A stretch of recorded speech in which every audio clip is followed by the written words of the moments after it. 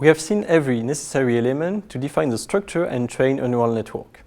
Now we will focus on some common features that you may want to add to your network to improve its performance. Most of these features are designed to fight overfitting. As you may know, overfitting is a general paradigm in machine learning corresponding to the fact that an estimate may fail to generalize well to unseen data. The resulting estimate reaches a very high performance on the training data, but its performance is degraded when computing on the validation test set. Overfitting is exemplified in this plot. The y-axis corresponds to the error, the x-axis to the model complexity, typically the number of parameters in our neural network, for example. In this plot, you see that the training error decreases when the model complexity increases. Indeed, the more parameters you add in the model, the more complex it is, and therefore the more likely it is to fit to the training data perfectly. However, if the model fits well to the training data, it doesn't mean that it generalizes well.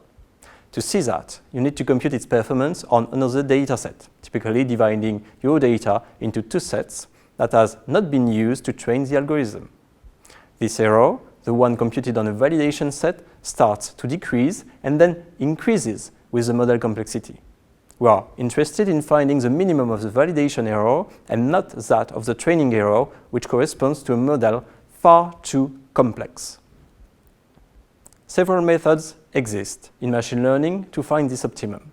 The easiest to implement is a cross-validation technique in which you compute directly the validation error. Unfortunately, in deep learning, using cross-validation is too computationally costly since it often requires to test many different network configurations and train a large number of these networks.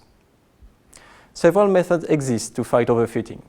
You can add a penalization term to the loss you optimize in order to force some structure in the model, sparsity, small weight, and so on. You can also use parameter sharing. This is particularly used in CNN. You can also use a specific layer in deep learning called dropout, in which you randomly kill some neurons in the training procedure, or batch normalization, in which you add parameters to the network to prevent it from adapting too much to the data in the current batch.